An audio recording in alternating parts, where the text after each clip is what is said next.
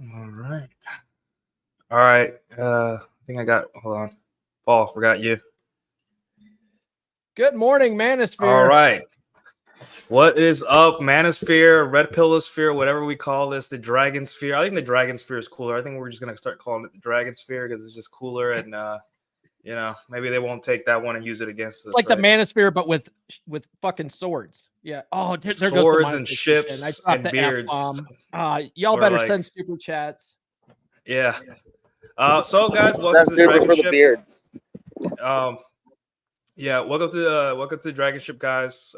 As you guys know, I am the newest Drakkar on the DragonShip, and Thor couldn't make it today, so I decided to go ahead and volunteer to host the show. So today I have three other fine gentlemen. You guys know me as Nuclear Galileo, or Nuke for short. You guys know where to find me, twitter.com, Galileo Nuclear. We have Paul in the house. We have the great Wraith. We have the powerful AJ Matthews in the house too as well. Guys, starting with Paul, if you guys could introduce yourselves to the audience. They already know who you are. But, you're going to start with me. I'm the host of the Come On Man podcast. There you go. Hey. Boom. Wraith is like, hey, what's up? You guys know. AJ? AJ's out cold approaching. He's out trying to. I got out of the win. So I'm AJ. I'm the host of the Arm Details channel. I do try to do every other Sunday podcast with Cars and Creatine. My next one will be once I get back from Toronto. I'm in Toronto right now, working with Justin Mark on learning some outer game and inner game. I'll be doing a debrief on the stuff that I can discuss when I do that podcast. Awesome. Well, guys, we have a pretty good show today. So we'll do Thor some justice, and we'll have a good discussion today. So now that we're all introduced, I wanted our topic for today is the laws of power, guys. Like the laws of power.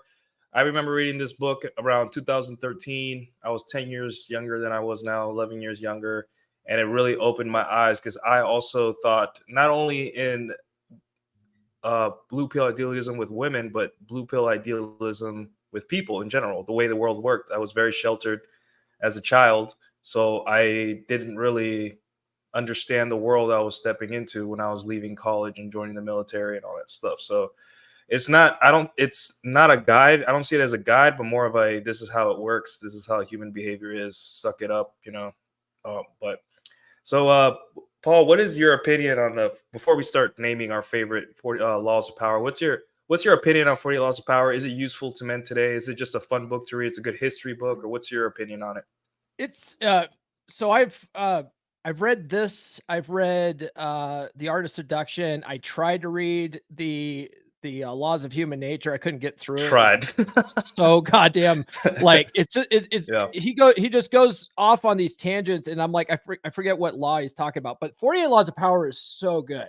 It is so good. And the way I look at it is it's basically a book that some people call it like the narcissist Bible, right? Mm-hmm. But you people shouldn't read it necessarily and look at it like that. I mean, they could if they want, but it's really good to see if people are applying these laws against you. You know, it's good to know. It's good. Also it's helpful when it comes to influence, right? And so I look at this book kind of like it's the dark side of the force when it comes to influence. And I look at how to win friends and influence people like it's the Jedi way of how to win friends and influence people. But they go hand in hand, really. Yeah. The 40 Laws of Power, I think, depending on your personality and what you like. For me personally, I like the history aspect of it, because growing up, history was like very, they wouldn't tell you the really dark parts of human history as a kid when you're in social studies, in grade school. But like, I learned a lot about like the real relationship between like kings and servants and famous politicians, John F. Kennedy, Marilyn Monroe, the King Rastafari guy, all these. Yeah, go ahead. I was gonna say I never heard of Talleyrand until I read this book, and he was basically Napoleon's right hand man. That dude basically controlled France by being able to manipulate Napoleon, and it's very genius, Yeah, and it's like it subverts your expectations or what you've learned because you've always seen like King Louis or Napoleon or Marilyn Monroe or John F. Kennedy or any of these figures in the book as like the man or the woman, like they are controlling everything, but even they had someone behind the scenes kind of like controlling and using their power for their own gain. So it's like when you see famous celebrities, politicians, and influencers, unfortunately, you kind of look at it with a lot of more not, I don't say cynicism, but like mistrust, or just you don't take everything at face value. So yeah, I definitely agree on that. So AJ, what's your opinion on the 48 Laws of Power? Like, what do you like about it? Is it like something that you think people should read for advice, or just a fun book to read? I think it's both. I think it's a fun book to read, and I think it's a great book for advice. I took some good things out of it. I think it's like the third or fourth book I read when I did the Intergame July the first time with Modern Life Dating, just because it was a book highly recommended. And I love Glover. Which one is it? Green. Sorry, Green's style of writing. Whether it's mastery, art of seduction. I need to read his version of Art of War. Okay, yeah, it's good stuff. Yeah, for what it's worth, as long as there's a lot of laws in there that are just kind of like, if I feel like I ever implemented them, I'd have no friends, or my parents would hate me or something like that. But yeah, if you're smart enough to extrapolate like what the good stuff out of it to help you and maybe help others, then yeah, it's a pretty good book. It's like you gotta understand the nuance there, and a lot of people today think too much in the binary black and white. All right. So Ray, what's your opinion on this book? Is it a good resource for people in general? What do you think? I think it is a good resource, but I think a lot of people when they first start reading 48 Laws of Power, they do it with no context. And every law has value in context.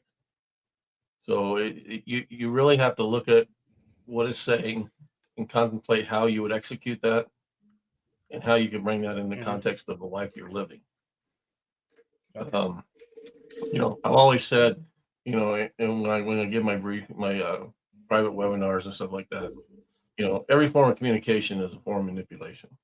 We're all trying to get someone to win, a point of view, or have them win, have us, won by their point of view. So there's a power dynamic in that. But like I said, even that statement means that there's context to it, and that's what a lot of people take. Like AJ was saying, it's all black and white. No, it's not. There's context in life, and if you're not experiencing life through context, you're going to be a miserable person, and you're going to have make people around you miserable also.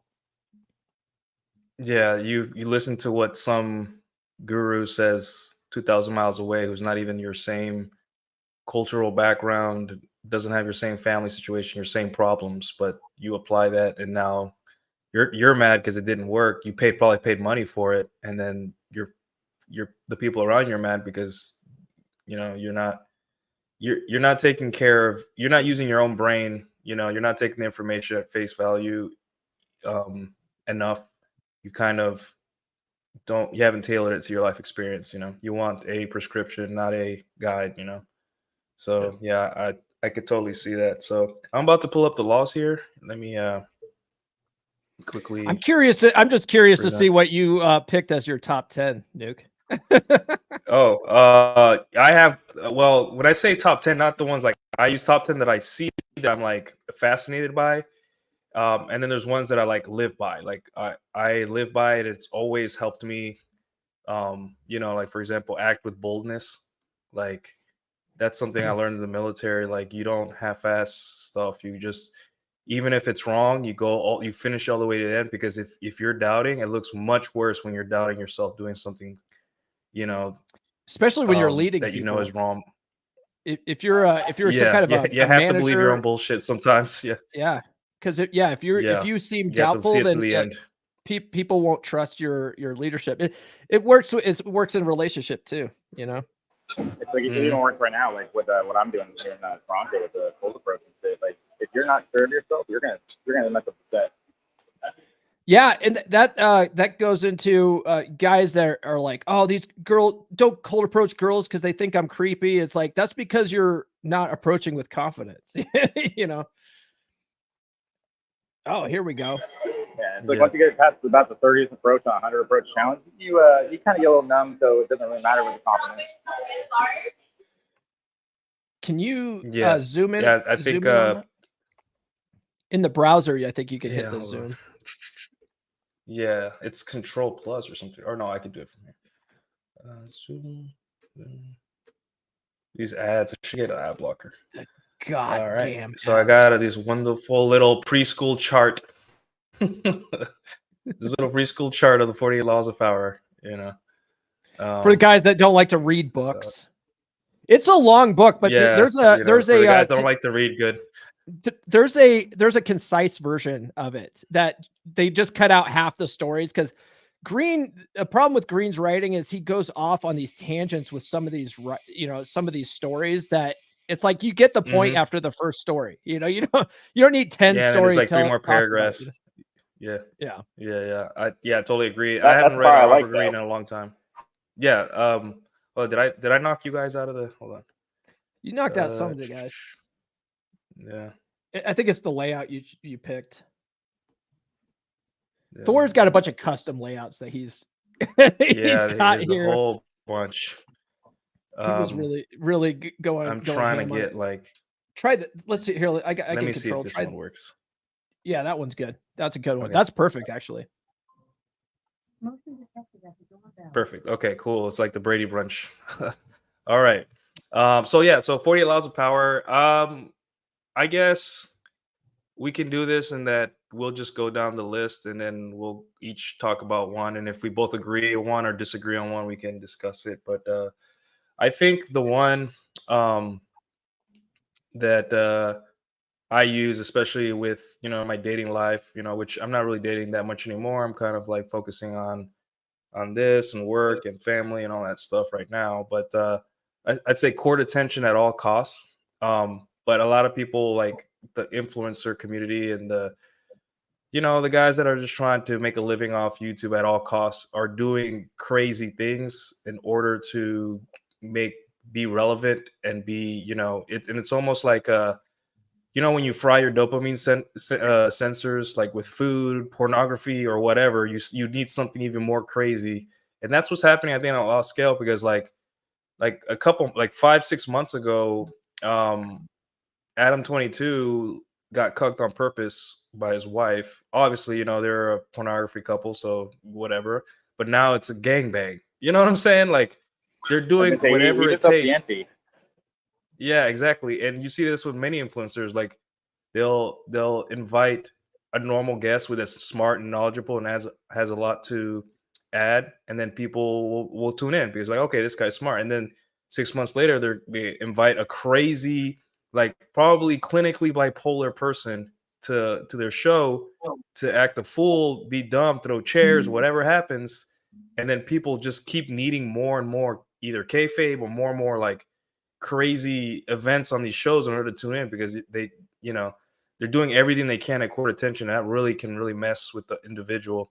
But for us more disciplined individuals, what I mean courting attention at all costs, and like, let's say in your dating life, it could be in a positive way, right? Like courting attention, maybe you're going somewhere cool, like you're out doing something cool with your friends, maybe you're out on a trip, or maybe something cool, post about it in your social media in a positive light, and people will think, oh, this guy has a cool life, and you're courting attention, but not negative attention necessarily. So you don't have to ruin your perception from your family and friends just for a couple of likes, but at the same time to the world and to the women, and in a more attractive light. So that's one of those laws where you got to kind of have an IQ, a certain level of IQ to use it wisely, or else it's self-destruction all the way. And then I'll do one more, and then we'll move on to you, Paul. Okay. Another one. Yeah, go ahead. I was just gonna say that. So the court attention at all costs. Court attention at all costs. It's actually the law number 6 is create an air of mystery, but that mystery is supposed to bring you more attention, and that does help out a lot in dating, especially for men. If you are more aloof and if you make chicks want to figure you out using their female intuition, that sort of thing, that actually helps you out. You know, it causes them, which is there's another law of power of make them come to you. That's a part of that as well. So it's almost counterintuitive because you're trying to get more attention by creating an air of mystery. Yeah, that's also the art of war. Sun Tzu says you always want to fight on your own, on the territory that you know, not the enemy's territory. So yeah. And then my second one that I like a lot is like use absence to raise your value. I noticed as a child that when my parents were together all the time, they kind of got like a little tired of each other. And then I noticed that in my friend group, when I was always around, they kind of like, got tired of me too. Like everyone, even my dog will sometimes be like, "Hey, bro, like I've been sitting on the couch next to you all day. Like, go do something else, right?" But like when you create an absence, whether it be like my father would leave, he was in the military, so he would leave for a week to go do something, then come back, and my mom would like have him food ready. She'd even say, "Hey, dress nice, your father's coming," put on some nice clothes. She would clean the whole house because there's this kind of like aura of when someone that's been missing returns, and it creates a different dynamic and like a new appreciation. So it helps in all areas, especially dating, when you make yourself scarce, not too scarce, but reasonably scarce. So well, yeah, scarcity creates value. It's how they it's like the law of supply and demand, right? The more abundant a resource is, the cheaper it is. It's the same thing with your time. Yeah. One thing that you see people do this is if they are in the public eye and something absolutely embarrassing happens, like Will Smith's stuff, they will just go away for a while. They'll go away for a while, and then people forget what happened. And then when they come back, it's almost like nothing ever happened. People use this all the time, especially in like Hollywood and politics. All right. So those are my two. Paul, if you want to give us two, or that it doesn't necessarily have to be something you use or agree with. It could just be two that fascinate you that you like to talk about. Well, I'll say one that I think is actually really important. Is law number 1, which is never outshine the master. That's really good because when let's say you're in business, right? And you work for somebody, you'll actually get ahead. People call it brown nosing, but it's really politicking, But if you do a really good job and then you give all the credit to your boss, like you're more likely to get promotions and stuff like that. It's funny how that works. And then of course, people that don't want to do that, they have too much pride to do that. They fall behind and then they call you a brown noser and stuff. It's like, well, maybe you call me that, but I'm the one that's making more money than you now. So it's useful. You know what I mean? Yeah. What do you think about that one? Don't outshine the master. Wraith, I'll go with your opinion. What do you think of never outshine the master? Well, I think, it depends. Like I said, if we put it in context, it would be in bad form in a business setting to have a boss and, basically outshine your boss in a sense to outwardly do it and overtly do it. Because that's only going to build animosity toward from your boss towards you. I think in friendships, it's the same thing, but, I think you have to also understand that you surround yourself with people that, help when it's your time to shine, and then you have strengths that they move towards those strengths. It's kind of like the ultimate in being courteous without being courteous, I guess is the best way to put it. And being subdued in what you want people to perceive. And the other thing is from a strictly tactical standpoint, you never have to take the blame for failure. Yeah. I will. Oh, go ahead, Ray. No, so I see. So there's advantages to it. There's times where I've done the absolute opposite. There was a situation at my company that I work for that shall not be named, probably about 8 years ago, where I had this chief technology officer I was reporting to, and he brought in one of his buddies, and he gave his buddy basically a title that was almost exactly the same as mine. And then he made me report to his buddy. And I saw this as a strategic play to basically push me out because I was working remotely and he didn't like that I worked remotely. But I did a good job, so he had no cause to remove me, right? So he put me under this one guy who literally had the same title as me. So I did the exact opposite, where I did everything outstanding and made this guy look like a complete fool. And that guy eventually pissed off the executive team so much that they told my CTO that he had to be removed. So I just did the exact opposite, where I outshined the master to show them that I was more valuable than this other guy. So you can manipulate some of these rules in different ways. Like, Yeah, but the advantage you had with there was he wasn't actually the master. He was basically someone put in charge of you to try to affect change of you. And people like that come in, especially if they don't have the skills, and for some reason I've seen that in numerous organizations where they'll hire someone based on they like them or they have a debt to them and stuff, and then they try to put them at a level that they can control. For your boss, it was more about trying to control you and him, and trying to put someone in because you do such a good job, trying to put someone in that he can control and bring in and manipulate. That outward manipulation hardly ever works.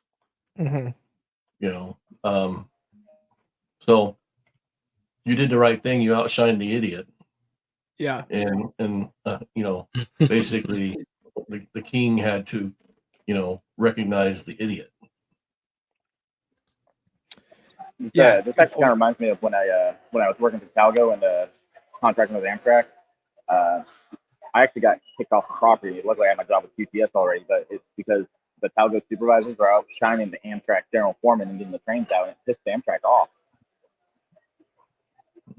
Yeah, it's one of the most common things you see. I saw it in the military a lot, where you always have that dumb, boss, or that boss that really climbed the ladder because of circumstance and not because of competence. And then you have this young buck or young guy that's just like rising through the ranks, and he's a super nice guy and all that stuff. And then you kind of see this like animosity towards that, maybe that E6 to that E4, that like, hey, this guy doesn't deserve it. I went through all the work, and the guy he was too loud, with his accomplishments, and he wasn't humble enough. And then what happened is that guy, the master gave him even more work to try to break the guy, to try to make him look like he was not competent. And I saw it like 3 or 4 times in the military. So you have to be very careful, because there's these egos involved, and there's people that got to where they got, maybe painfully, maybe they think it was painful, but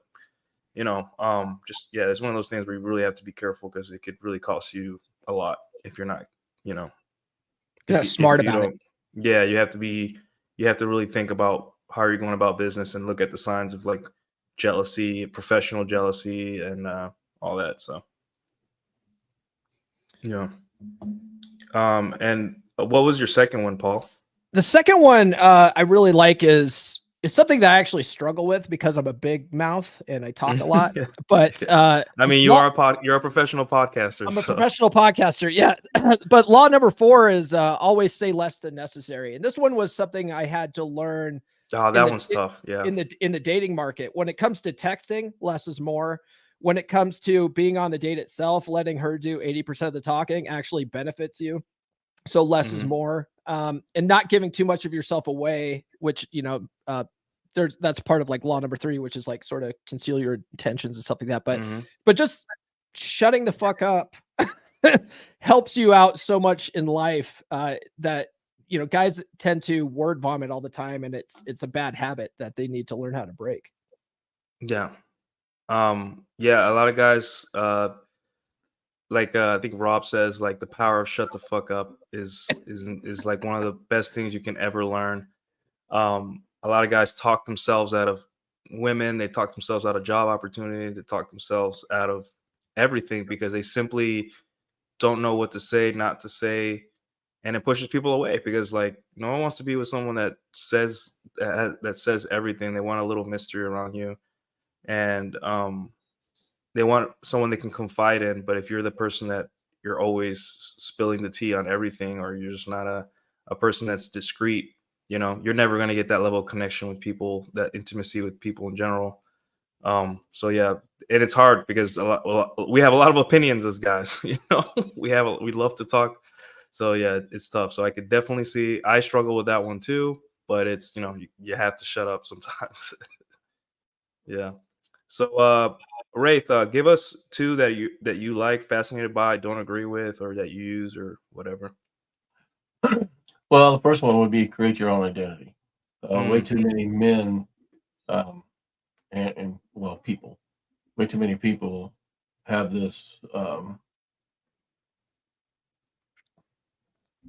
this vision of themselves as an authentic person being a stupid person, or doing things that are outrageous and those kind of things. Mm. Create your own identity means you control the narrative of what people believe of you, and way too many people don't try to control that narrative because we want everybody to be their authentic self. For most people, their authentic self is pretty boring, and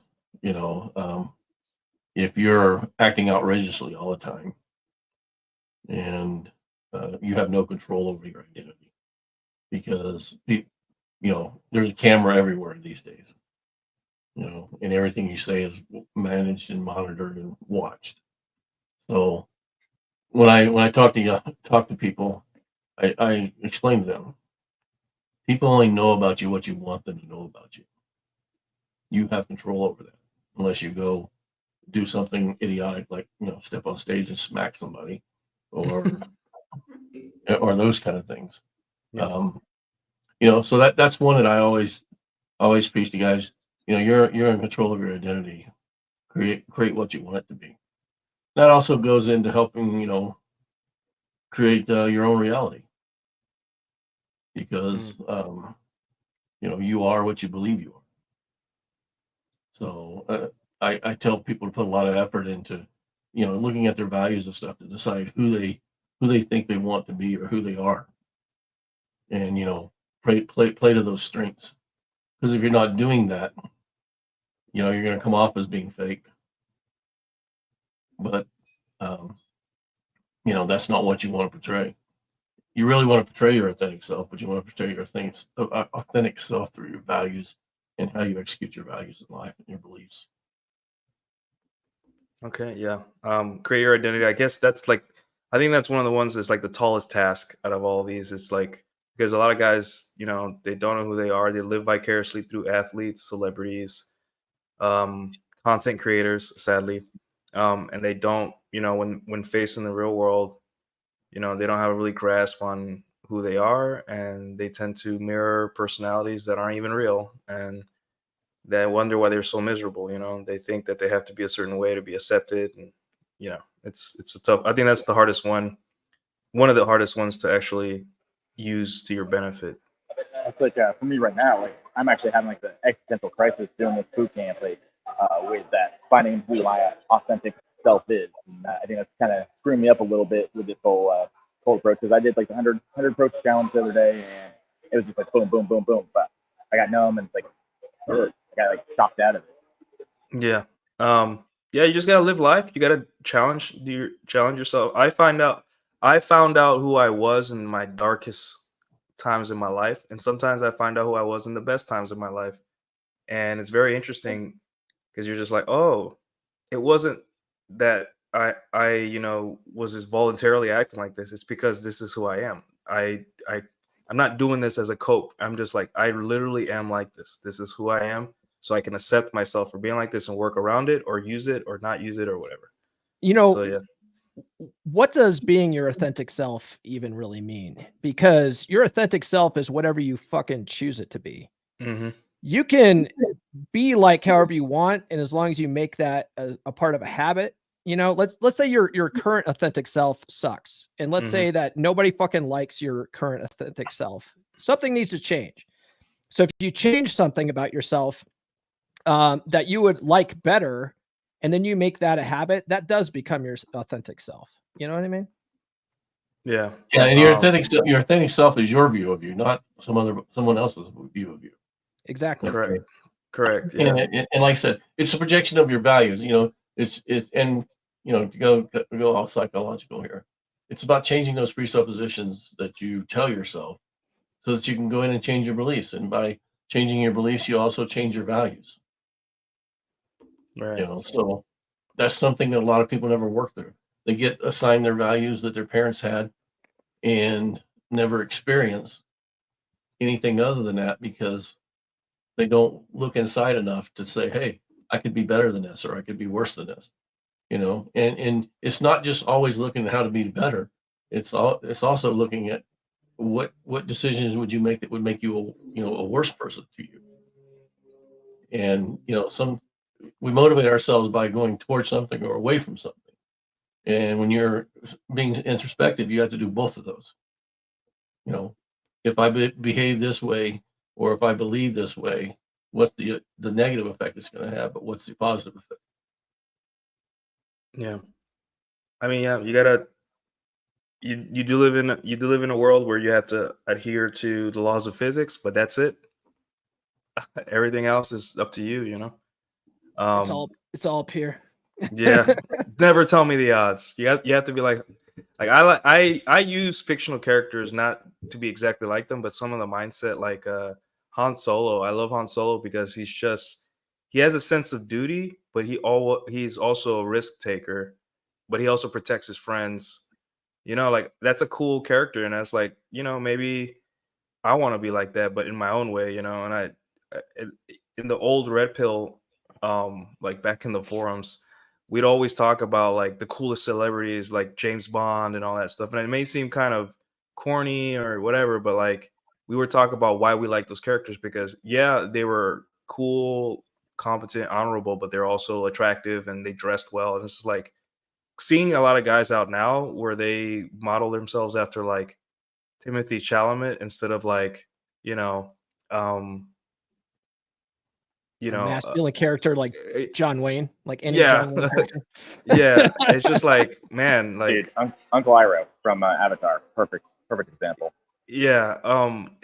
People, you know, it's like it's not so bad to look up to masculine characters, fictional characters that were written by men for men, because you get a lot of just like that, you know, just a model, not you, but you get a model to follow or kind of like mold yourself after a little bit.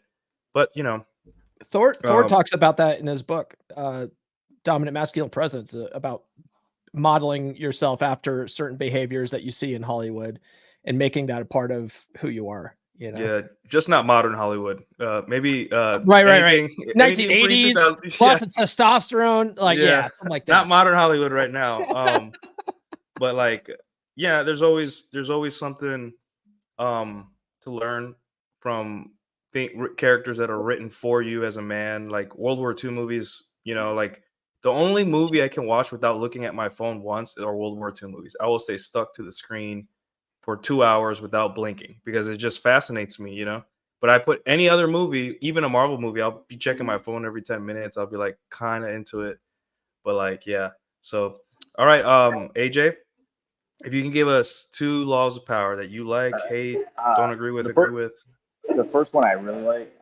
I don't know the actual like terminology for it, but it's like the one that's like avoid the miserable and unlucky or whatever it is, or Oh unfortunate yeah, and that unlucky. was gonna be my next one. You took it, but that's a good one. Yeah. Like everyone else take the ones that I like, but that one right there, I use that one. I've lost friends since coming into the red pill manosphere and all that stuff, because of the whole crabs in the barrel analogy, where I'm sitting here trying to level up, trying to become a better man, and yet they're getting jealous and they're like trying to pull me back down. And I cut them off.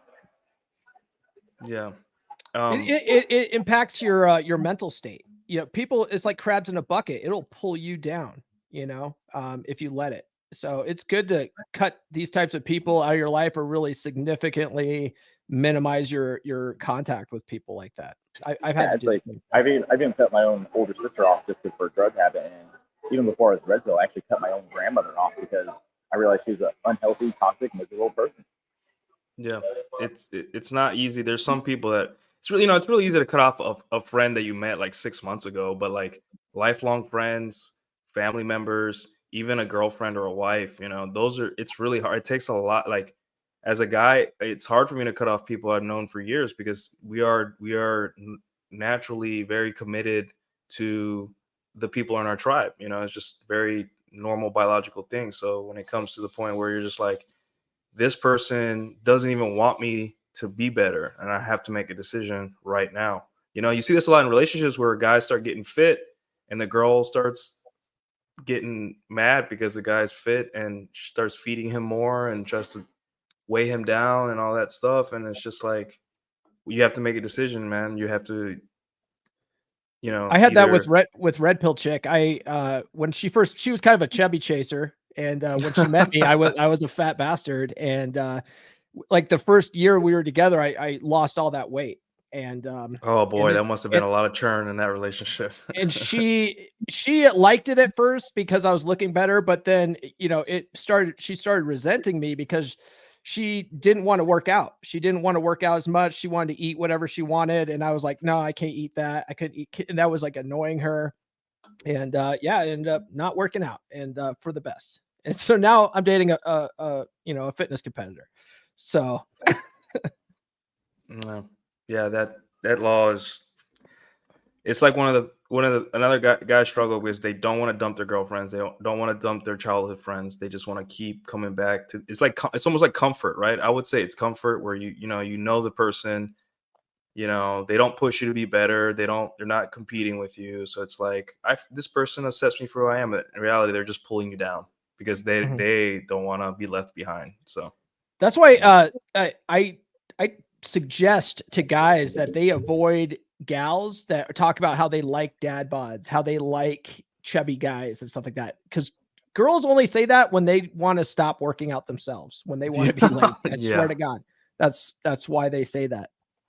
Yeah, not that they actually like dad bods and fat guys. They just want it. They just want to not have to work out anymore. Crabs in the bucket. AJ, give us another one. The other one that I saw on there that I think is important is ignore what you can't have. That's kind of like I use that as like delayed gratification and try to slow down the dopamine reception. Okay. Yeah. I would say, for example, for especially the younger guys, like due to technology, dating's harder than it's ever been. So guys will like go into this like, woe is me kind of because I can't get a date at 19, 20 years old. I can't find the perfect girl. And it's just like, dude, you can't have it, right? So ignore it. Ignore it for now. And like, don't make it such a need, obviously feminized men, they think that a relationship in a marriage is like the ultimate goal in life. But you're 19, you're 20, the world is in front of you. You have to build yourself up. It's going to take a while. It's blame technology and just forget about it, ignore it. And then when you hit 30 or your late 20s, you're going to start seeing that shift, and it's going to happen so fast, and it's going to blindside you how the tables will turn on that. So that's my advice on that. So Rafe, you got anything on that? Not really. Hold on a sec. I was also going to add with that, enjoy the process. Don't try to rush it. Like, take your time and enjoy everything that happens as it comes. It's not like Rome wasn't built in one day. Yeah. The men, if they do what's right, they become, the universe turns them into a masterpiece. If you let the universe make you into a masterpiece, you're going to suffer. You're going to have lonely days. You're going to have great days, just like when my recruiter said, and my dad said before I joined the military, there's going to be days where you hate your life and you hate the military. There's going to be days where you're just, you're gonna wonder if you can do this for another 10 years. You know, you're like, man, maybe I really can do this. So it's just like take the good and the bad, and then there's gonna come a point where you don't have to worry about you don't have to ignore it anymore because it's literally finding you. It's literally knocking on your door, and that's like, I guess, Paul, you talk about that in your law of attraction course, right? Yeah, law of attraction course is really all about reprogramming your subconscious. Because our actions, our results in life, I should say, come about by what we think about the most on a subconscious level. Like you can know something to be true at a conscious level, but if your subconscious, your paradigm doesn't believe it, it won't. You're only going to get results that are in line with your paradigm. So you have to change that, and there's different ways of changing that, which I talk about in that course. Yeah. So yeah, good little plug there. But all right. So okay, I guess it's back to me. We'll go 2 more each, and then I guess we'll wrap it up after that. I guess we're like halfway through the show. But another one that which one I had it? Where is it? I just had it.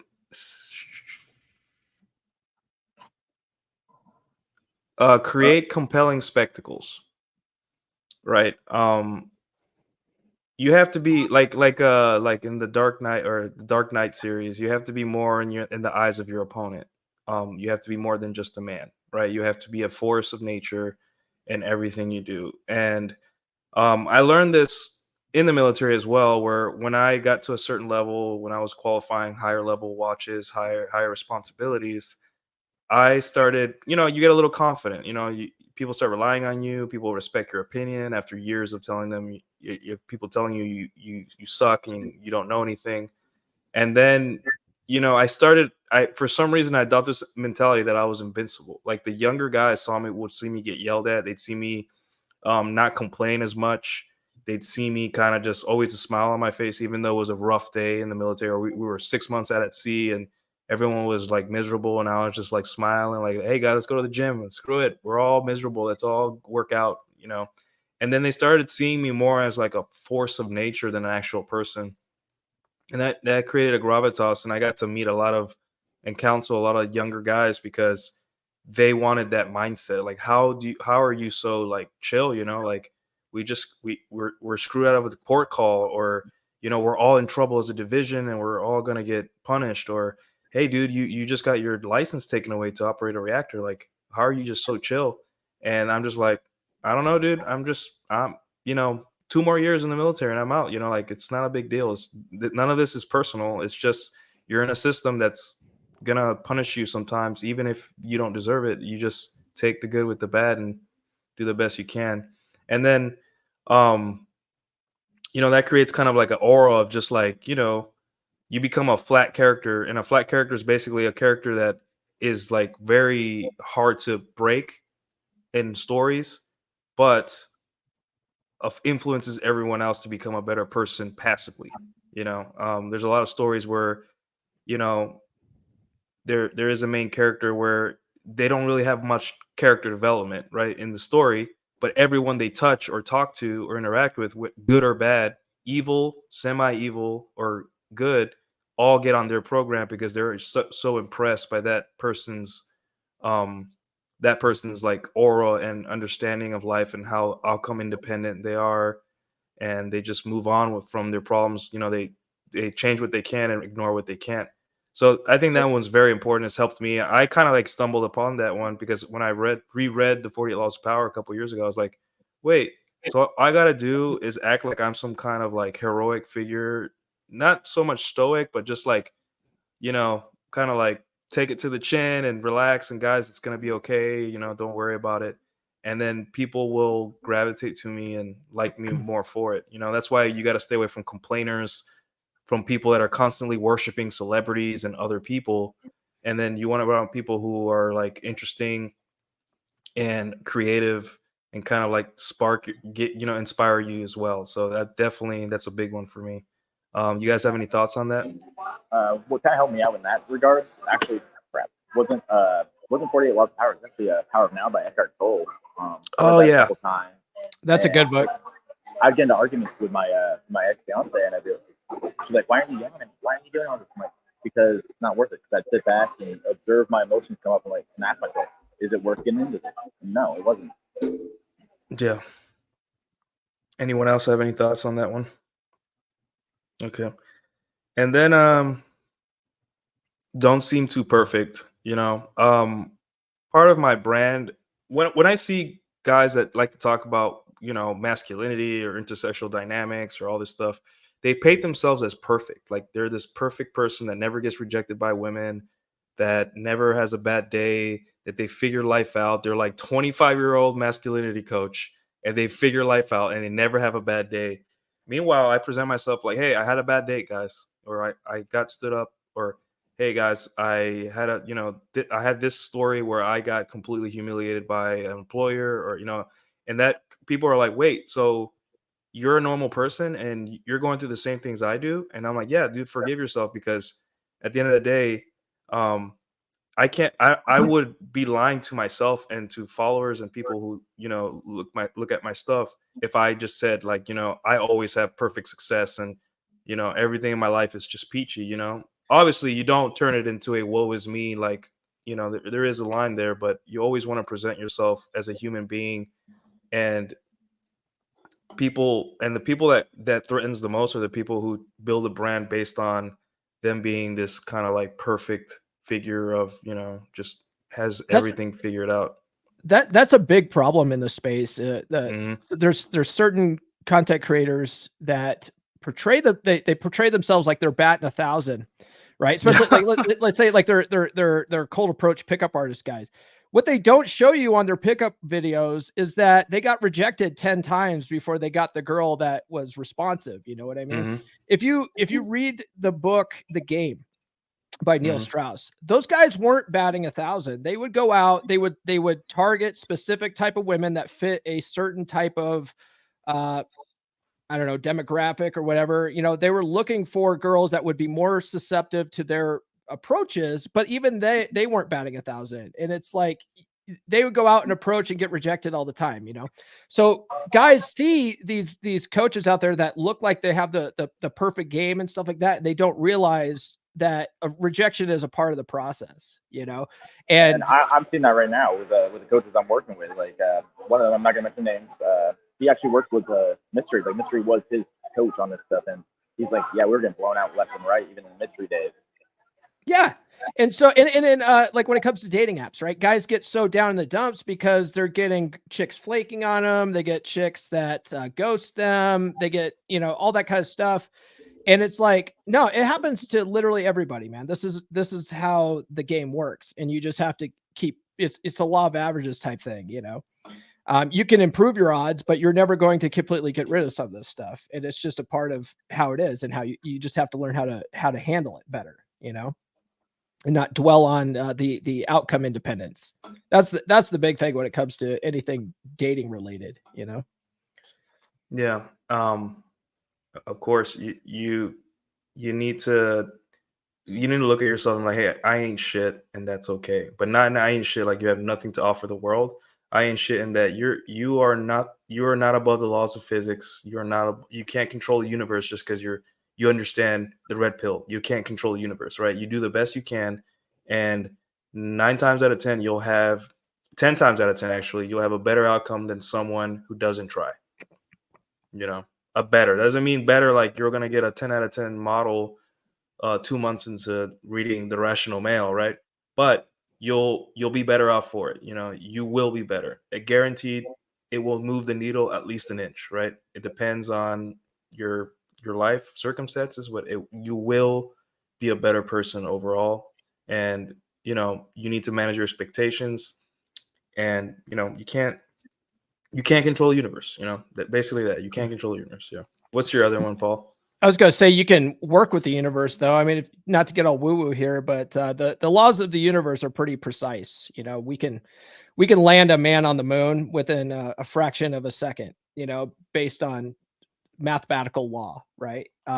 So you can learn to work with the universe and operate within it, and then have better outcomes than most people. But it takes work, you know. It's not overnight. Were you asking me what one of my laws, my next law? Yeah, your next law, or if you want to keep talking about your first one. No, that's fine. So the next one I wanted to talk about was I don't like this one, right? This is one of those narcissist Bible things, right? But law 14, pose as a friend, work as a spy. Right. There's a lot of this kind of shit in the manosphere. This is what Ryan Stone talks about when it comes to being red pill with men, right? You know, some of us are red pill with women, but not with men, because there's lots of guys out there that will pose as a friend but work as a spy to undermine you. You know, they're trying to get ahead. They don't really like you. So it goes back to actions over words. Always watch someone's actions, and don't necessarily listen to like what they're saying.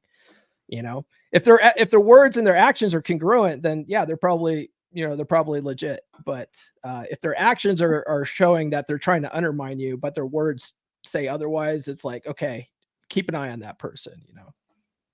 Yeah, you have to be careful always. I have a lot of trouble with, because women, it's really easy to be like, watch what they do, not what they say.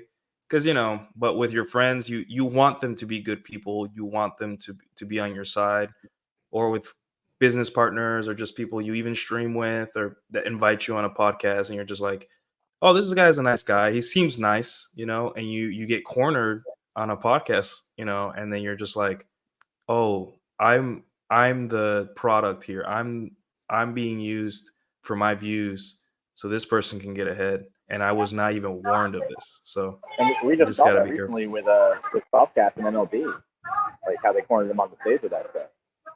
Oh, Saucecast yeah, won yeah. interviews, and MLB's like, what the hell? And MLB already told him, like, hey, I'm going to see Brandon Carter. I got to leave at 6 p.m. sharp. And that's when, like, 5 minutes before that, that's when they started the beef on the stage. Yeah, that was a very interesting. And then, you know, Adam Sosnick was the one that made all the money off that, you know, because kayfabe and pro wrestling and all that stuff. So yeah, you know, it and there's people that don't care. Like, hey, I don't care if I'm, you know, I look silly online. I'm getting money, and I'm like, it depends on the person, you know. I got actually one of the coaches hitting me up. I got to leave the stream, so if you want me to plug some stuff, I can, or I can just leave it right there, like I said earlier. Yeah, plug your stuff in and then type it in the chat too. I'm on my phone, so it's kind of hard to do all that. But Okay. So, like I said, right now I'm in Toronto doing Justin Marks' boot camp course. I'm going to do a debrief on that when I get back on my own live stream when I can, and talk about what I can. Other than that, you'll see me on the DragonShip. I should be making some other videos here shortly, and I will be hosting the next month's seminar on Thor's monthly meeting. All right, AJ, thanks for tuning in or joining us. All right, thank you guys. All I'll see you guys next week. Yep. Yep.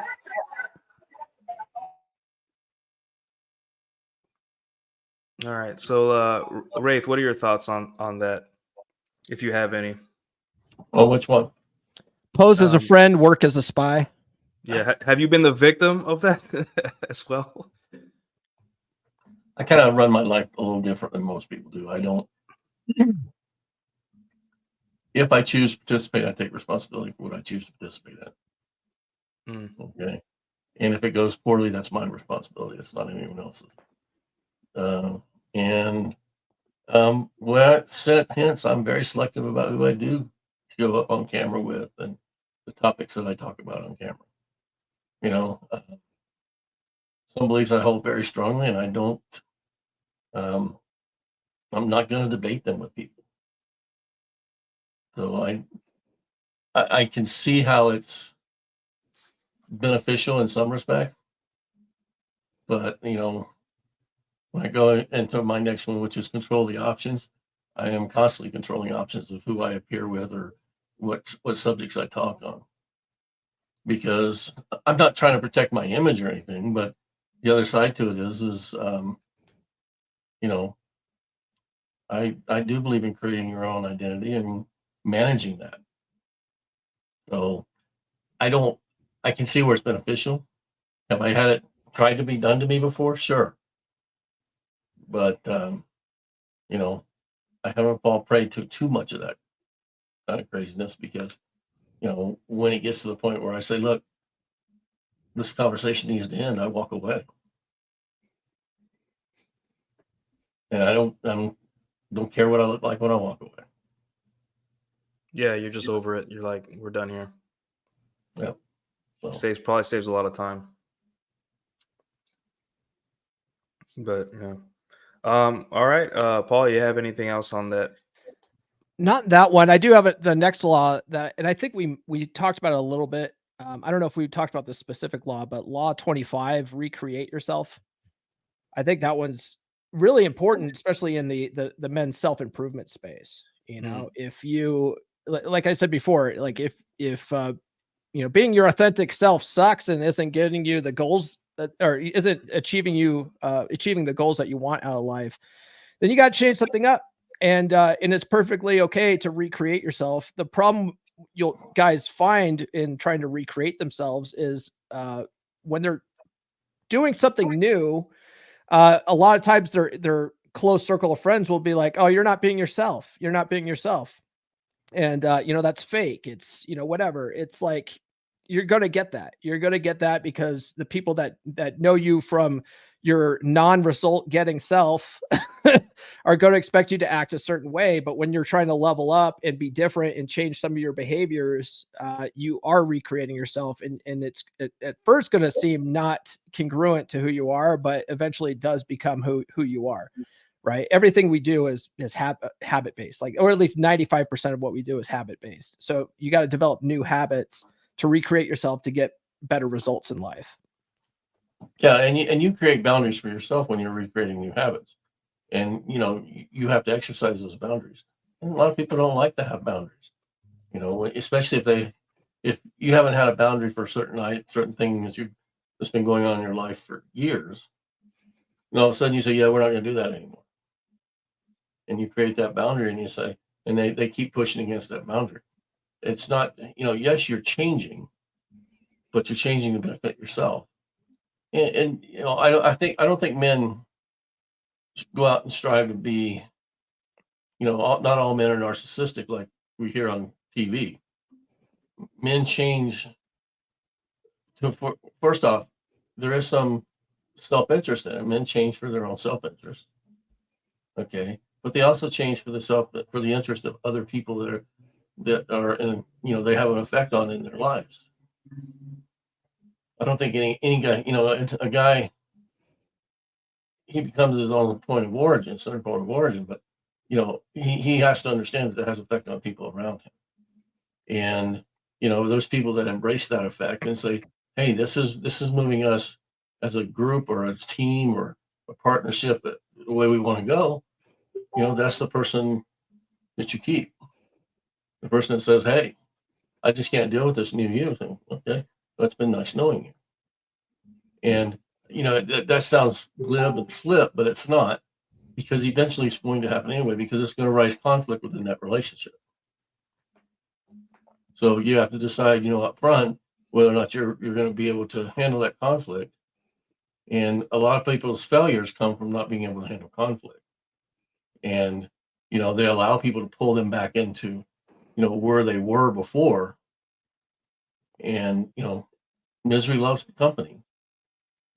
So they'll sit there forever, until they get this aha moment that, hey, I've changed 2 years ago and I come back to this and now I'm back to where I was, 3 years ago.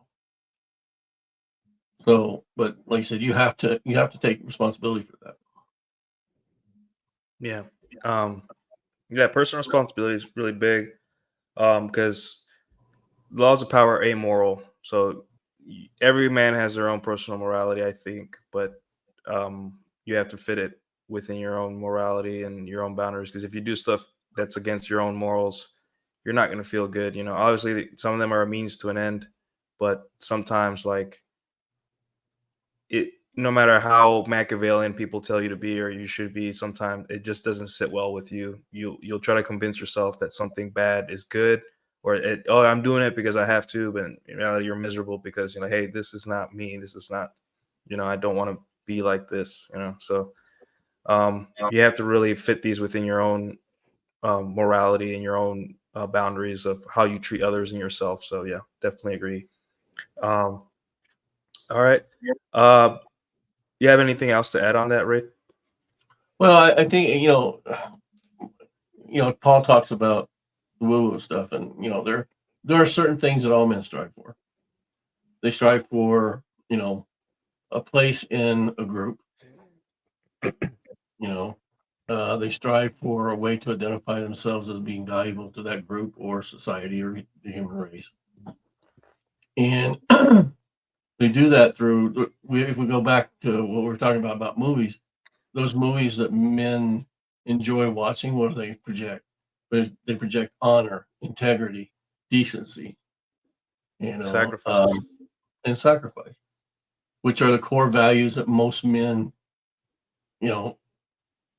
I would say 40 and above have, or want to have. So, when you're trying to project those, they're, I don't want to say, they're not relative. Too many people try to make honor relative to them. They try to make integrity relative to them. Decency, they try to make that relative to them. And, you can't practice relativism in values. And when you start looking at changing those values or creating values that serve you, don't dissect that or destroy it by, trying to make it relative to you. Understand what the value is and execute the value. If you want to exercise the value of integrity, if you say, hey, that's something that I want people to look at me and say that man has integrity, then you can't compromise it. And way too many people try to do that. Well, I have integrity relative to how I want to express it. Integrity. You can't do it. Yeah, I met a lot of bosses like that their integrity was so amazing and great, but and they were infallible. They never made mistakes, and they, it really brings down the whole team. It really sucks when you deal with someone who's never see, even questioned. That in itself, that person lacks integrity, because part Yeah, of integrity is taking responsibility for the errors that you make. yeah. So it's a rough situation for someone that believes that their integrity is perfect. Like their worldview is the only one. Yeah, it sucks. Yeah. Yeah. And like I said, I mean, we not only practice relativism in our religions, we practice relativism in our beliefs, if we allow ourselves to do that. Hmm. So Yeah. that's and that's one of the biggest problems with society today. It's all based on relativism, individual relativism. Yeah. All right. So if you have anything to add on that one, Paul? All right. So Wraith, give us two more laws that you'd like to discuss. Okay. Control the options is one, and I don't know, I've heard people. I've said this many times on the show here. What's life about? Life's about creating opportunities that create options, that create experiences that you can experience life through. Okay, so you have to be in control of the opportunities and the options of what you're gonna execute. If you're not, then like I said, life lives you or you live life.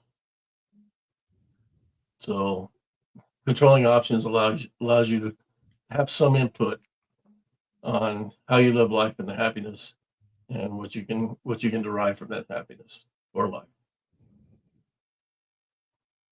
Yeah. Options is something that people underestimate how much they value options. Like for example, in terms of the culture war and the gender war, really what's happening is that one side wants to limit the options of the other, and that's what's going on here. Like we don't want men or women to have more options than they have. We want them to have less options because it benefits you, right? Options ultimately benefit the individual because the individual ultimately has to make the decision for what they want to do. And I think it's healthy for everyone to have more options in life to do what they want, you know, obviously within the confines of law and reason. Um, but at the end of the day, it becomes this war against who should have what option and how many options you should have. And you know, there's nothing more like it causes anxiety in people than people getting their options limited by someone else that they, you know, like the government or um a corporate entity or something, whereas you have no power and you slowly see your options dwindle away. So there is a lot of power in options, and I've always said that, like, you want to, like you were saying, Wraith, you want to put yourself in a position where you can choose as many different things in your life as you can. Doesn't mean you have to act out every single choice, but just having the option is freedom.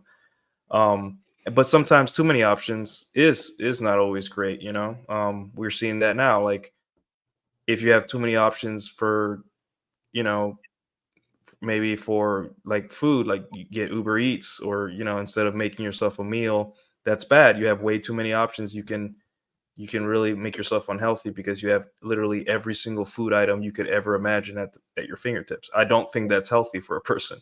But having the option to leave a job, a career, an institution, a religion, um, is really powerful. And you know, people died over the centuries, and in this country, people have died even to this day to make sure those options are open for us. Yet people who always had the option want to limit the options of others. So yeah, it's option war out here. So Well, so I totally think, understand what you're saying, Red. yeah, but options have to be grounded in reality too. They can't be, Yeah, you know, I can't go in and say, you know, I live in Final Fantasy V where dragons fly the sky and stuff like that, you know. And if I great look up game. and there's no dragons, Yeah, you know, I'm only being delusional. So you can't be delusional with your options. You have to, it has to be based in reality, you know, like either biological, physics, you know, law of physics, but you know, it has to be based in some kind of reality. yeah, tempered by reality always. So yeah. Um. All right. I think I'm gonna go with one more. You guys, after me, you guys can talk about all the ones you want, or we can wrap it up. Whatever you guys We can feel. wrap up after this one. I think we've gotten more than 10 Yeah. after. I just wanted to divvy it out equally, yeah, but it was hard because there's four of us and now there's three. So, all right, I'll go with one more, and this is like not a really moral one, but this is the one I use to get to build my brand, and it's to stir up the water to catch fish. Um, Sometimes when you're in a forum like Twitter or YouTube or any other public space where people are talking, the best way to get people to out themselves, to expose themselves, is by stirring up the water, you know, kind of like saying something controversial that's on the edge of good and bad, to divide people's kind of thinking on stuff. And you'll find out, you know, I have whole threads where it's like two people arguing all day, two grown adults, for something I said while I'm out working, enjoying life, doing other things. There's two people arguing away their life because I said something semi controversial, which isn't really controversial, but like in the online world where everyone lives in the abstract, apparently it's controversial. And they're just giving me more attention. All I had to do was stir the water. So that's always a good tool if you're in this space, to get people talking. And you know, it's not moral. I don't think it's a great thing, you know, but it definitely worked for me. You know, I don't want to turn every single law into something good. You know, sometimes you use stuff that's not really um, moral or cool or, you know, the right thing to do, but it has It's helped me. effective. It's Yeah, effective. it's very effective. The number one person I see this, the two online personalities, or the three online personalities I see use this the most, are obviously the Tate brothers, Pearl, and Donald Trump. Personalities like that, where they just say things not so much because they believe them all the time, but because they know that it will cause a commotion. It will draw eyes on them, and that, you know, there's like you know, you want to attract attention to yourself, but also if you stir up water, then that's how you get interviews. You know, that's how you get That's how you get notoriety. That's how you get, eyes on you. And that's what I did with my thread on Twitter, where I did a thread which wasn't I hate women and it wasn't I love women. It was just basically here's my experience, guys. And it really, got attention because it seemed so human. And a lot of people kind of from, even Pat Stedman commented on my thread, um, so it was a crazy experience writing it, because now I'm seeing how people are just jumping out to interact with me, and I'm like, oh, all I had to do was kind of like post something which was true but controversial. Okay, now I understand the social media game a little bit. Now I can proceed, and here we are now. So I think Paul was like the second person to interview me. So thank you, Paul. Yeah, man. And I didn't even know about your thread until I saw you on Red Evening, and I was like, and then I listened to that interview, and I was like, oh, he seems like a cool dude. I'll have him on the show. Speaking of controversial people having on the show, I'm planning on having Sergio from Purple Pill Podcast on and a lot of guys in the space like hate that fucking guy, and He's it's a nice funny. guy. He's treated me well on his show. So. Well, he went to like poke the bear at one of my tweets, and I just didn't, take the bite. I don't get in arguments with people typically. I do it on purpose. Sometimes I'll do it on purpose because I know that if I just keep saying something, they'll just keep replying, and that all those comments help boost me in the algorithm. It's just like Do you remember your thread where you posted the 2 chicks that were tatted up and you went like viral? Remember that one? Dude, like those go so viral because all the MGTOW guys like hate the tatted chicks, and then the chicks were that were the chicks actually report kind of like got mad too. They found it and they started sending all their OnlyFans friends to come and attack. It was great, but stirring the waters. But yeah, it's just like, okay, well, I'm just having fun with it. But yeah, he Sergio was trying to poke the bear, and I just wasn't having it. I go, you know what, man, I'd love to have you on the show and talk to you about your beliefs on this stuff. I don't debate people. I think debating online is retarded. I'm like, no, I'll have you on. I'll give you an open forum, talk about why you believe that social circle game's the best, and great. If that's what you think, I don't care. Yeah, my life is my life. Like you don't need to agree with everyone you come with, and what a boring world it would be if everyone shared your same views. It would be a really boring world. That's my take too. Yeah. Part, in an intellectual pursuit, you're going to have to play the devil's advocate. Mm-hmm. And that's what this is telling you to do. Be the devil's advocate. Yeah. Why do you want to be a devil's advocate? Because there's a lot of different reasons. One reason it elicits people's beliefs. And by understanding and eliciting people's beliefs, you can understand where they're coming from and how that, you have to phrase stuff so that they understand what you're saying or that they can accept what you're saying. I mean, I was just sitting here looking at all these, and I was thinking of the fortune cookie. And, everybody's always played the fortune cookie game. Like, you had in the bedroom after that. Oh yeah. So, that's how you have to do it. Yeah. So you go, stay unpredictable in the bedroom. Don't isolate yourself in the bedroom. Keep your independence in the bedroom. Let your victims feel smarter in the bedroom. Strike the opponent's leader in the bedroom. So we simplify things in life that way, but ultimately life is simple, but the understanding of it is the complicated side. Yeah. The simple part is we're going to be born, we're going to live a certain amount of time, and we're going to die. It's what you do in between and how you construct that is the hard part. And all these laws, there's nothing, they're amoral, and there's no imposed morality in using any of these. But I go back to what I said in the beginning of the show: use them in context. You can take anything in this space and apply your own morals to it and live the life you want to live. Right. Yeah.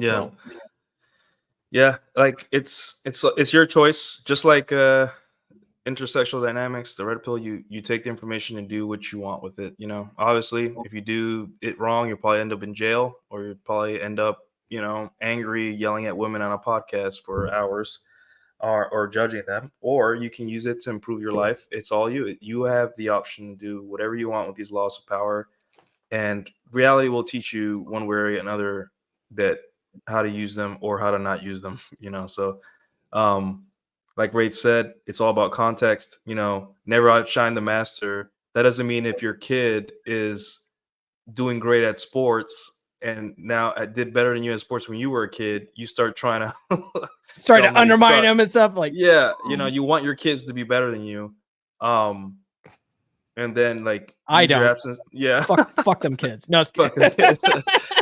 You know, use your absence to raise your value. That doesn't mean disappear automatically so your wife will love you. You know, like, you know, just, hey, I'm leaving, goodbye, and then just, you know, don't do that. But, you know, once in a while say, hey, I'm out, I'm going out to do this with my friends, I'll see you tomorrow, I'm going out on a trip or something, on a hiking trip or a hunting trip. You're not welcome. I love you, but you're not welcome. This is for the guys, you know. And as long as you're not a below 70 IQ, I think most people can interpret them in an intelligent way. But this is the internet, and a lot of people need to be told how to tie their shoes on the internet, and that's sad. But That's why I get slip-ons, man. yeah. I have to tie my cowboy boots. Yeah, that's my favorite. Those are my. I'm due for like cowboy boots. My company pays for them, so I'm gonna start shopping. I got up to $200, which is pretty still cheap for cowboy boots, or well, middle price for cowboy boots. But they're so nice. You just slip them on. I like Durangos, man. Durangos are my favorite. Yeah. I'm gonna get and you can leave them outside. Like, you come home, you just leave them outside, and then as long as they're not like getting wet from the weather or anything, you leave for work and you put them back on again. You move on with your life. Put some mink oil on them. They'll be all right outside. Yeah. But yeah, 48 Laws of Power is always an interesting topic. Every time I come back to it, I'm like, yeah, I've been using this. I didn't even know, but I've been using this. I'm so dastardly and evil and such a mastermind. But, you know, it's just like, as a human being, you kind of know these things. You just don't always know that you're doing it because they're just so ingrained in your personality or your biology or whatever. So anyways, guys, we'll wrap it up. We're at the hour and 20-minute mark almost. So guys, everyone, thanks for tuning in. I'll let Paul and Wraith kind of like tell us what they have going on, and then we'll get out of here. So Paul, go ahead and tell us what you have going on. I know you're writing a book, or you're about to release a book. The first draft of the book is done and back from the editor. Editor wants me to add an extra chapter at the end just to tie things all together. So I'm going to write that tomorrow, send that back to him, and get those final edits. And then I got to go through and you know, apply the edits. So I'm hoping to have this book out by Christmas time. It's on everything I wish I knew when I was 18. So it's not all just red pill and whamming. It's on, you know, how to negotiate better salaries, you know, how to pick a good career. Should you even go to college or not? All that kind of like life skill stuff, diet and fitness, basic diet and fitness tips, you know, just stuff that I really did wish I knew when I was 18, you know, but I wouldn't have listened because I knew everything when I was 18, right? So that's the paradox here. But what I'm hoping is that my audience buys the book, gets value out of it, and then if they think that, you know, their nephew that's graduating high school could use that as a leg up in life, as a head start, it's a good book for those kids, man. So that hopefully should be out. The paperback should be out by Christmas time, hopefully. And then tune into the podcast on Monday. My guest is a young buck coming up in the space named Logan Duong. He's one of my 3% brothers. He's been interviewing some of the biggest names of the space. He's had Rollo on, Jay Waller, and then most recently he interviewed Corey Wayne, which I thought was impossible because Corey doesn't do podcasts. So I had to get this kid on and be like, dude, what the hell did you do? How did you do this? And the kid's he's like 20 years old, 20 years old, just got a fire under his ass. And he's a good kid to pick his brain, honestly. So tune into that on Monday. All right. So you guys heard that. Also follow Paul on YouTube. He has, great guests all the time. One of the hardest working men in the red pill sphere, whatever you call this. So, yeah.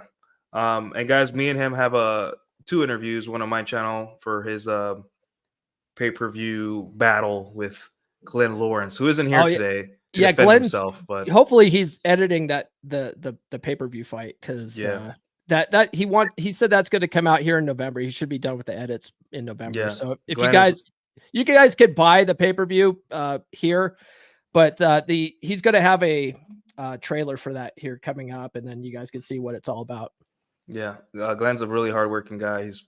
He's always busy. He's really doing a lot for the red pill right now. So he's hopefully that'll be really cool. I'll be one of the first people to watch it when it comes out. I'll probably do a live reaction just for fun. Hey, no spoilers, no spoilers. They have to buy the pay-per-view, man. Yeah. All right. Wraith, let us know what you're doing. We're glad you're doing better. Welcome back. Well, thank you. As everybody knows, I've probably been on hiatus for about 2 months. But I'm back, and you can find me at Wraith_Detour on Facebook, Yahoo, Telegram. It's all the same name, just at different locations. If you want to have a conversation with me, it's easier to do it on Telegram. If you don't have Telegram, hit me up on Facebook. So, but been doing some coaching. I have my own group that there's about 12 people in that group, and we talk at least once a month, and sometimes a couple times a month. So, but that's about all I've been doing. All right, great. So for me, guys, you guys know where to find me. Twitter. I just dropped a new Patreon post. It's only $5 to join. I just write ramblings and musings about my personal life and what I've learned, and flexing my writing skills. Not so great, but practice makes perfect. My YouTube membership's just opened today, so $5 a month, you can support me on YouTube. And then tomorrow I do Post Zero, which is Rule Zero's younger brother, annoying younger brother. We're going to talk about that impossible list of things, or of places that women don't want us to take them, apparently. Guys with the Muse Mastery, like me, Paul, Wraith, and everyone else on this channel, kind of laugh at that, but we're gonna kind of like break it down, the reason why women on TikTok are saying that we can't take them to Cheesecake Factory, which Cheesecake Factory is pretty good. I don't understand what's wrong with Cheesecake. I love someone to take me to Cheesecake Factory. What's funny about that list is I did have an experience where I always take chicks out to drinks, right? And I always have my 2 go-to places for a first date, and it's always this one bar in Grand Junction, this one other bar in Montrose. And so there was this chick I matched with on, I think, Bumble, and I said, hey, meet me at this place at this time. And she's like, okay. And then she comes back, she goes, I'm just really disappointed that guys aren't trying to, take girls out to dinner anymore and all that. I just fucking unmatched her right there. I was like, you're done. I'm not arguing with you about this. Problem solved. Yeah, you don't need to like lose hope because one girl is trying to finesse a meal out of you, man. Like, it's not that big. We're not out here trying to feed all these hungry, starving women out here. Okay. Like that's not what we're doing. They make just as much money as we do. They'll be fine. So yeah. We'll be discussing that tomorrow at 10 a.m. Central. And that will be on Jack's channel. And then Tuesday I'm going to stream at 7. I haven't picked the topic yet, but I'll be streaming probably like a Halloween special kind of deal, and I'll talk about whatever comes to mind. So guys, tune in, follow my channel, and so thank you guys for tuning in. Thor, I hope you made you proud. And we'll see you guys next week. Have a good one. And then Paul, I'll run your law of attraction cool. Thank you. thing right now. Yeah. Are you struggling to find a good quality woman? They are very rare indeed these days. If you spend any time at all watching content in the men's podcast space, or you spend time on dating apps or going out to clubs, you're seeing low quality, promiscuous women. You're finding women with daddy issues and personality disorders, or a myriad of other red flags, and you are frustrated. I get it, brother, but what if I were to tell you that the reason why you're only seeing these types of women is because of your mindset, because of your paradigm? We get what we focus on in life, and you have trained your mind to focus on the type of women that you don't want. So those are the types of women that keep showing up for you again and again. Let's change that mindset today. If you're a guy looking to attract high-quality, submissive women into your life, then I've got the perfect solution for you.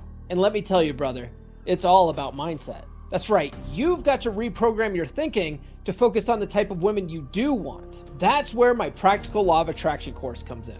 It's packed with proven psychology-based techniques that will help you manifest your dream woman. Trust me, you won't find this stuff anywhere else. Explained in such a simple, easy-to-use way. And let me tell you, when you start using these methods, you'll be amazed at how quickly things start changing for you. Picture this, you're out on the town, feeling confident and magnetic. All the women are drawn to you like moths to a flame. And best of all, you're attracting the type of women that are submissive and high quality. It's not that they weren't there before, it's that you weren't aware of them before. My course will teach you how to be more hyper aware of the kind of women that you actually want.